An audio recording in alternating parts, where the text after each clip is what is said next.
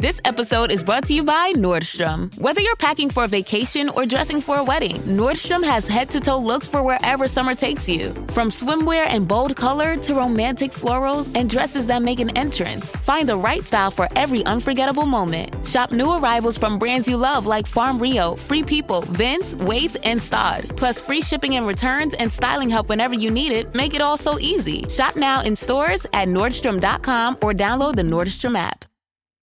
Girl, winter is so last season. And now spring's got you looking at pictures of tank tops with hungry eyes. Your algorithm is feeding you cutoffs. You're thirsty for the sun on your shoulders. That perfect hang on the patio sundress. Those sandals you can wear all day and all night. And you've had enough of shopping from your couch. Done hoping it looks anything like the picture when you tear open that envelope? It's time for a little in-person spring treat. It's time for a trip to Ross. Work your magic. The following program does not offer personal medical advice. Please consult your doctor before using any treatment or product we cover.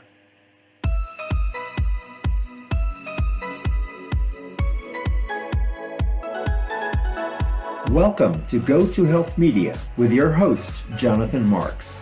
We provide a welcoming environment where experts educate you on important health topics, answer your questions, and provide information from which you can benefit in consultation with your doctor. You can visit and subscribe to the show at gotohealthmedia.com. And now, here is Jonathan Marks. Hey everyone, great to see you. Welcome back to another show of Go to Health. This is Jonathan Marks. We want to thank you so much for your support and interest in our show. We've just hit 1.1 million downloads and are growing 8,000 downloads per day. Thanks so much. We help you, the public, stay up to date on evidence-based health information, and we help health practices, nonprofits, and companies get their information out to larger audiences. You can subscribe to our show at gotohealthmedia.com so you don't miss an episode. You can also watch us on YouTube and listen to us on 8 podcast networks. We also have a new store with I Support Evidence-Based Medicine and Go to Health logo swag. Show the world you support evidence-based medicine and not conspiracy theories and unsubstantiated medical claims. You can visit the store at gotohealthmedia.com/store. So today's show, May is Save Your Tooth Month. A new survey from the American Association of Endodontists has revealed that Americans care deeply about the well-being of their teeth, but still don't take the necessary steps to keep them healthy. Get this. Even though 86% of U.S. adults believe that flossing is a good way to help save their natural teeth, almost 60% don't floss their teeth every day, and 42% will only go to the dentist if they're experiencing pain in their mouths. And young people are no better. We adults are not being good role models. 55% of millennials and 47% of Gen Z say they will only go to the dentist if they're experiencing pain in their mouth. The message is simple. Save your teeth. Floss and go to the dentist on a regular basis, twice a year, to get your teeth cleaned and mouth checked. Our guest today is Dr. Stephen Katz, president of the American Association of Endodontists. He's also a member of the American Dental Association, the Ohio Dental Association, and the Greater Cleveland Dental Society. Dr. Katz is in full-time private practice in Beechwood, Ohio, and an adjunct assistant professor at West Virginia University School of Dentistry. So welcome to the show, Dr. Katz. How are you today? I'm good, John. Thank you for having me. Good. So tell us about Save Your Tooth Month, which I understand has started in May. Tell us about that. That's correct. So May every year is Save Your Tooth Month. So the American Association of Endodontists recognizes and celebrates our endodontists in our quest to improve oral health care. And so that goes on each month of May every year. Great, good. And tell me, what is the difference between an endodontist, which I understand you're the president of the American Association of Endodontists. What is the difference between an endodontist and a dentist? That's correct. I am the current president of the American Association of Endodontists. And an endodontist is a dentist, but we have 2 to 3 years of additional training and education in the diagnosis and treatment of tooth pain. So basically what we do is we do root canal therapy and processes around saving the tooth, and that's how we improve oral health for our patients. And if people want to learn more, they can go to AAE.org. That's the American Association of Endodontists. You recently did a survey. What were some of the most surprising findings from the survey? Well, we asked 3 questions in this survey, and I think all of the findings were actually rather interesting. So we found that 40% of the patients surveyed didn't go to the dentist unless they were in pain. Additionally, we asked, how often do you floss? And 60% of patients said they don't floss regularly. Now, what I find to be interesting and the disconnect here is almost 90% of the patients that we surveyed recognized the importance of saving their natural teeth and how important that is for their overall health. And so there's just this disconnect between what they know and their behavior is what you're telling me. Yeah, exactly right. And I think that the disconnect is really mostly related to routine. I think that if patients got in the habit of flossing their teeth on a regular basis, just as they brush their teeth, and became consistent about it, I think that that would improve their opportunities to take care of their teeth and to be more regular about it. Is there a difference between flossing and water pick? That's a really great question. Well, there is a difference, and of course, the instrument is different. So when you're flossing, you're running a piece of string between your teeth, and when you're using a water pick, you're using a jet of water. I think whatever the patients are doing in addition to brushing to improve their oral health care, that's beneficial. So if you use a water flosser or a water pick, there's toothpicks, they're called soft picks, or if you use conventional floss, it's all better than doing nothing for sure. Got it.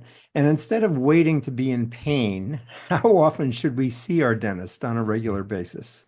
Well, we certainly shouldn't wait until we're in pain. For most patients, it's appropriate to see a dentist twice a year. Some patients may need to go more frequent than that. We find that when you put off dental work, then you end up needing more significant procedures done, including root canal therapy. So if you're experiencing any kind of pain in your mouth, any type of swelling, or if you break a tooth, that's the time to seek the care of an endodontist. Got it. And when we visit the dentist, besides cleaning our teeth or checking for cavities, what else does the dentist or the hygienist check for?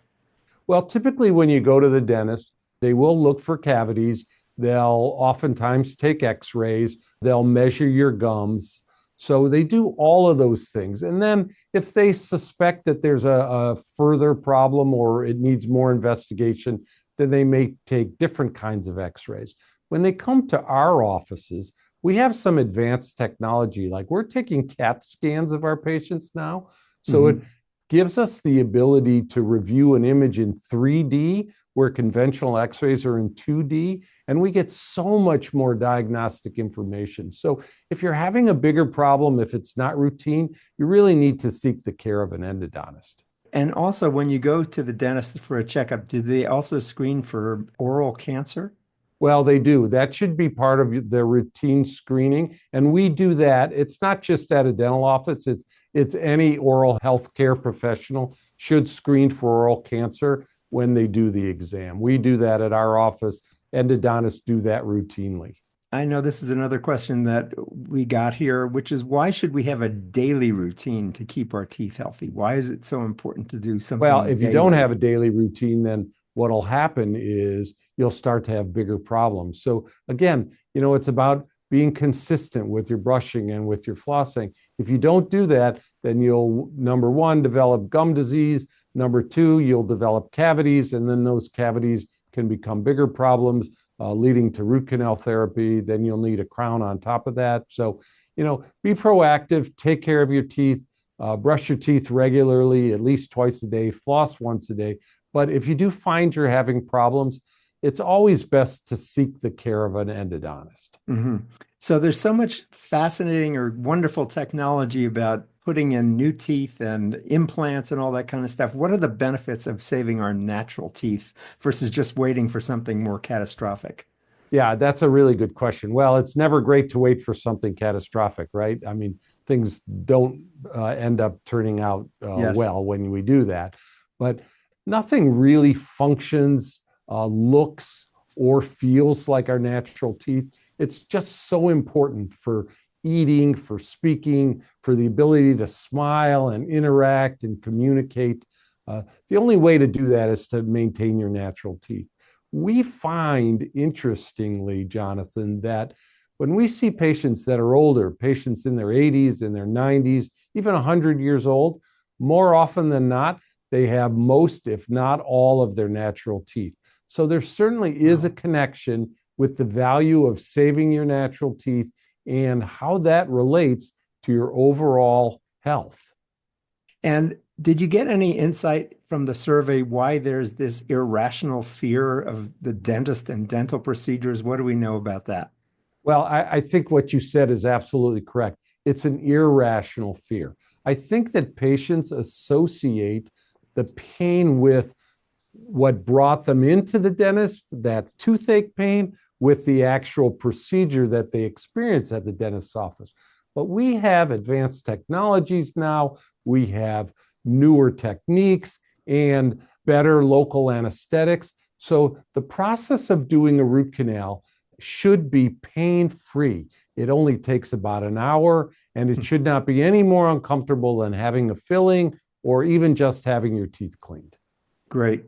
Any other questions I haven't asked that you want to get out to folks in terms of information that's important? Well, I think the most important thing is that no pain is normal. Be proactive. Don't wait for there to be a problem. But if there is a problem, seek the care of a specialist.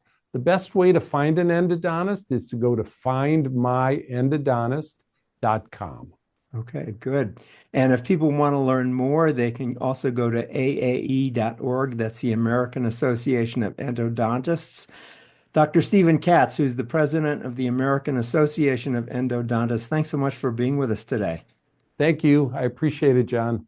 Good. He's also a member of the American Dental Association, the Ohio Dental Association, and the Greater Cleveland Dental Society. Thanks so much for being with us today. Remember, you can subscribe to us at gotohealthmedia.com. You can watch us on YouTube or 8 podcast networks. We've just surpassed 1.1 million downloads, so there's lots of folks who are interested in our content. Thanks for being with us today. Thanks again, Stephen. And remember, go to health. Bye-bye, everybody. You. Bye-bye. Thanks.